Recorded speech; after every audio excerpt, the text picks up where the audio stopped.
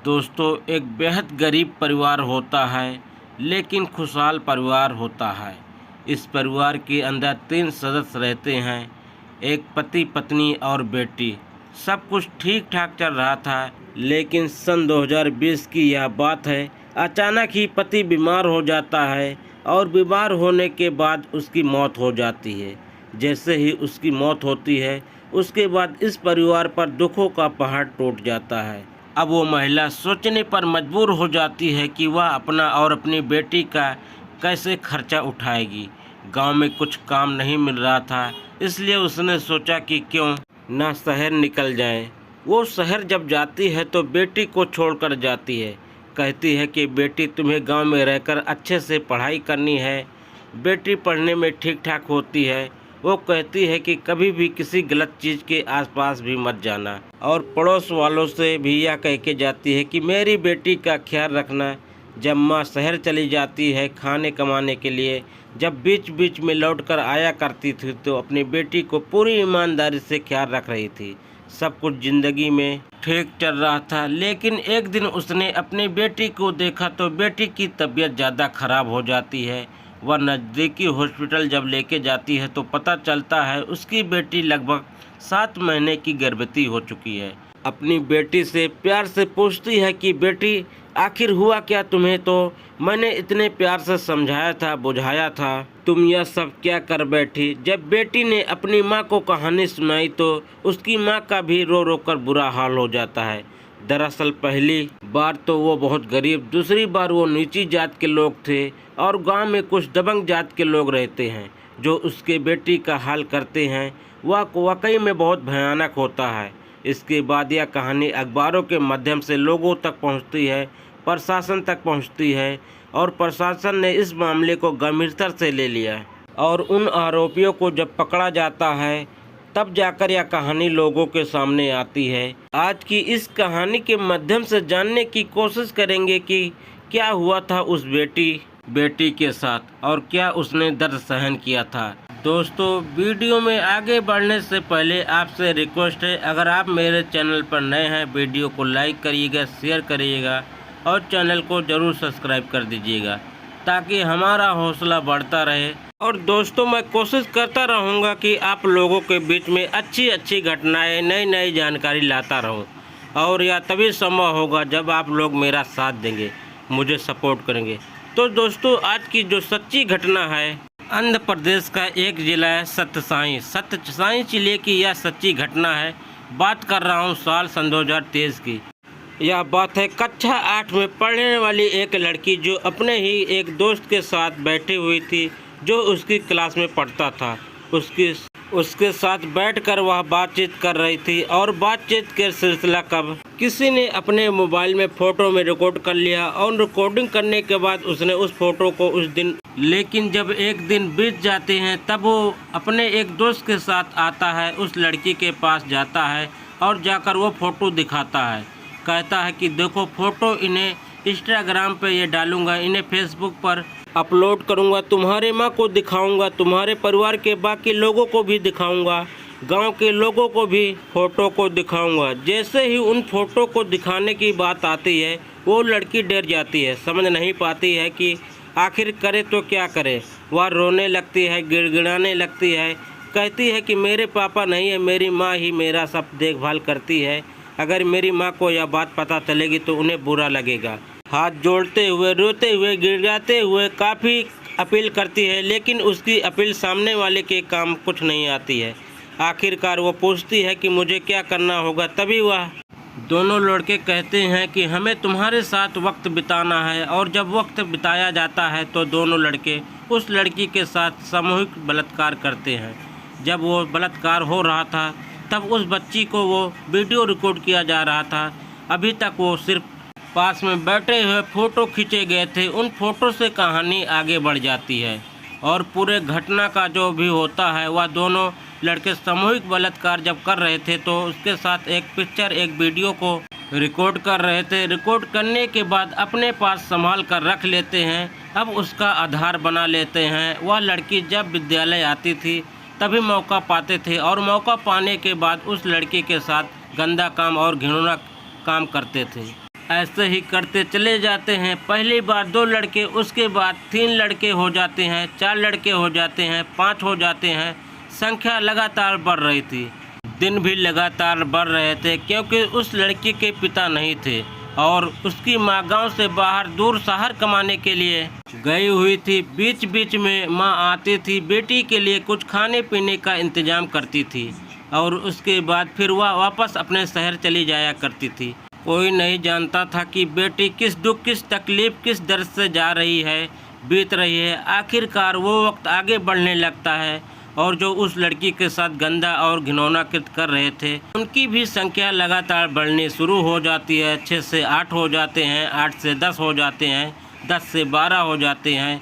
संख्या और लगातार बढ़ रही थी और लड़की के साथ जब जिसका मन करता था वह उसके साथ अपने गंदा काम करते थे, उसने अपने साथ ले जाया करते थे क्योंकि रोकने वाला टोकने वाला कोई नहीं था। उस लड़की ने काफ़ी रिक्वेस्ट की, उसने हाथ जोड़े, पैर पकड़े, लेकिन उन्हें किसी कोई लाज नहीं आ रही थी, किसी को शर्म नहीं आ रही थी और वह लड़की अब करे तो क्या करे। ऐसे ही करते करते वक्त आगे बढ़ता चला जाता है और यह संख्या धीरे धीरे करके 17 तक पहुंच जाती है। 17 में जिसने 3 तो नाबालिग होते हैं, बच्चे होते हैं जो उसकी क्लास के 7 या उससे क्लास के आगे या पीछे होते हैं। बाकी के 14 लोग जो होते हैं, किसी की उम्र 18 साल तक, किसी की उम्र 20 साल की, किसी की उम्र 30 साल की, किसी की उम्र 40 साल, तो किसी की उम्र 51 साल। 18 साल से लेके 51 साल तक व्यक्ति ने उसके साथ बलात्कार किया और उस वीडियो के आधार बना के, क्योंकि अब वह विरोध करने की स्थिति में नहीं थी। अगर वह विरोध करती भी तो क्या विरोध करती, क्योंकि धीरे धीरे करके महीने, 2 महीने, 4 महीने, 6 महीने, 12 महीने, 15 से 20, इस तरह से 24 महीने का समय बीत जाता है और उसके साथ ऐसा होता रहता है। यह जून सन 2025 के प्रथम सप्ताह की बात है जब माँ शहर से वापस आती है, अपनी बेटी को देखती है तो बेटी का बढ़ा हुआ पेट देखती है। बढ़ा हुआ पेट देखने के बाद उसकी बेटी की तबीयत भी खराब हो रही थी क्योंकि बेटी ने अपनी माँ से छिपाने की काफ़ी कोशिश की। उसने या कैसे उसका वक्त बीत रहा था, खामोश रहती थी, कम बोलती थी। यह माँ को भी नहीं पता था कि बेटी कई दिनों से स्कूल भी नहीं जा रही थी। अप्रैल सन 2025 का यह विद्यालय में नहीं जा रही थी, लेकिन माँ ने जब अपनी बेटी को देखा तो बेटी को देखने के बाद उसे सीधा हॉस्पिटल लेके जाती है क्योंकि उसकी तबीयत लगातार खराब हो रही थी। तब डॉक्टर कहते हैं कि तुम्हारी बेटी लगभग 7 महीने की गर्भवती है, प्रेग्नेंट है। यह सुनने के बाद माँ के पैरों तले ज़मीन खिसक जाती है।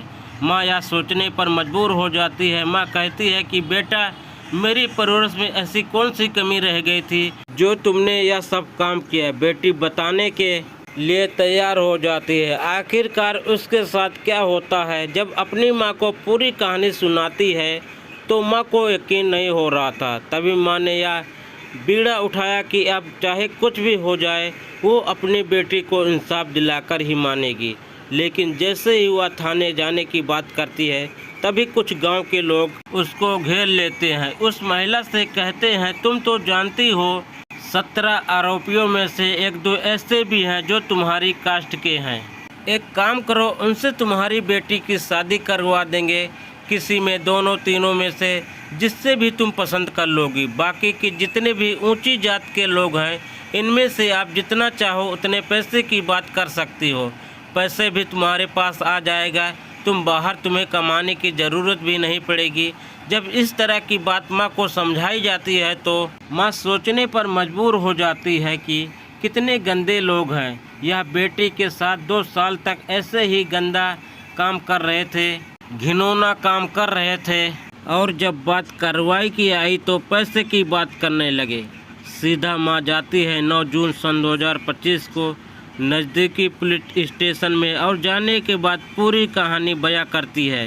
किस तरह से उसके पति की मौत होती है, किस तरह से मजबूरी में वो अपना गांव छोड़ती है, किस तरह से उसकी बेटी ने पढ़ाई छोड़ दी थी। उसके बाद फिर पुलिस गांव आती है, दबिश देती है और दबिश देने के बाद 6 आरोपियों को मौके पर ही गिरफ्तार कर लिया जाता है। उसके बाद फिर पुलिस ने फिर से दबिश देना शुरू किया और दबिश देने के बाद फिर 11 लोगों को गिरफ्तार होते हैं टोटल मिला के 17 के 17 जो आरोपी उसमें शामिल होते हैं, सभी को हिरासत में लिया जाता है, उनसे पूछताछ किया जाता है। उसके बाद फिर घटनाक्रम का खुलासा किया जाता है। लेकिन उस बेटी की हालत देखने के बाद जब हॉस्पिटल में एडमिट कराया जाता है तो डॉक्टर कहते हैं कि अब इसका हम ऑपरेशन यानी कि गर्भपात नहीं कर सकते हैं, क्योंकि वक्त बहुत आगे बढ़ चुका है। यदि इसका अब ऐसी स्थिति में गर्भपात कराया गया तो बेटी की जान को खतरा भी हो सकता है और जो बच्चा इसके पेट में पल रहा है वो भी मारा जा सकता है। तभी पुलिस ने फैसला किया कि अगर हमने इसको इसके गांव भेजा तो वह दबंग लोग इस लड़की को भी मार सकते हैं, इसकी मां को भी मार सकते हैं और उसके पेट में पलने वाले बच्चे को भी मार सकते हैं। इसलिए डॉक्टर ने तारीख दी 21 जुलाई सन 2025 के बाद कभी भी यह बच्चा पैदा हो सकता है। जब तक यह बच्चा पैदा होगा तब तक वो यहीं पर रहेगी हॉस्पिटल में, जहां क्या और अन्य महिलाएं अपने बच्चे को लेकर कोई जच्चा या कोई बच्चा किसी का पैदा होने वाला है, इस तरह के वार्ड में वो लड़की उनके बीच में रह रही थी। और जब किसी ने उस लड़की को देखा तो उसके पैरों तले ज़मीन खिसक जाती है। 15 साल की और लड़की आखिर उसके साथ 13 साल की होती है। तब से लेकर 15 साल की उम्र तक उसके साथ ऐसा हो रहा था। वह एक अजीब सी मानसिक दिमागी बीमारी से जूझ रही है, क्योंकि अपनी दिक्कत, अपनी परेशानी, अपनी वो बातें किसी से शेयर कर नहीं सकते। इसलिए डॉक्टरों ने एक मानसिक टीम भी उस लड़की के पास छोड़ी ताकि उसके जो दिल की बात है वह निकाली जा सके, उसके दर्द को बांटा जा सके, ताकि उसके तकलीफ़ को कम किया जा सके। और उसके लिए बेहतर से बेहतर इलाज की बात भी चल रही है। साथ ही उसकी माँ के लिए कुछ भी ऐसे काम की बात चल रही है ताकि वह अपना भी पालन पोषण कर सके और उसे गांव न भेजा जाए। यहीं पुलिस की तरफ से फैसला कोशिश की जा रही है।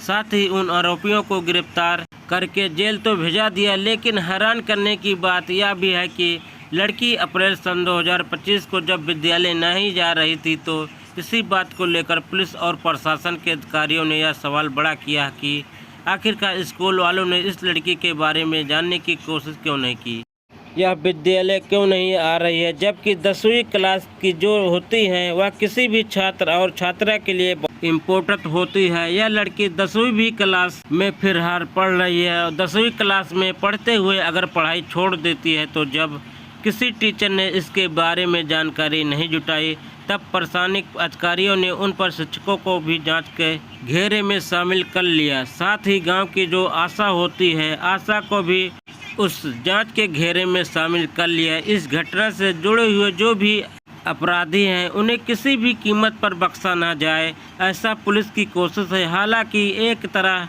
से कह सकते हैं कि प्रशासन की नाकामी ही अगर शिक्षकों ने अपनी जिम्मेदारी समझी होती तो शायद उस बेटी के साथ विद्यालय से ही गलत काम शुरू ना हुआ होता। काश उसके बारे में पूछा होता, उसे जानने की कोशिश की होती तो शायद इतना देर ना हुई होती। अब वो बेटी एक बच्चा पैदा करने के लिए मजबूर हो गई है, विवश हो गई है। दोस्तों, इस पूरे घटना का सुनाने का उद्देश्य किसी को परेशान करना नहीं है, किसी का दिल दुखाना नहीं है, बल्कि आपको जागरूक करना है, आपको संचेत करना है।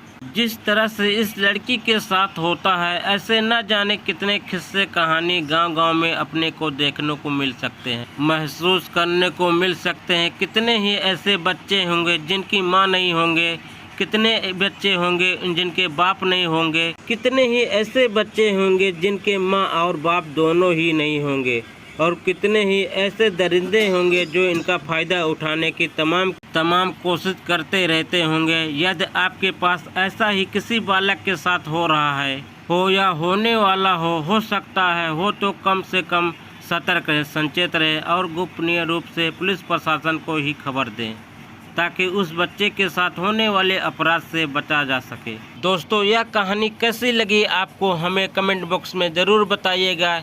चलते हैं, मिलते हैं किसी और वीडियो में, तब तक के लिए जय हिंद, वंदे मातरम।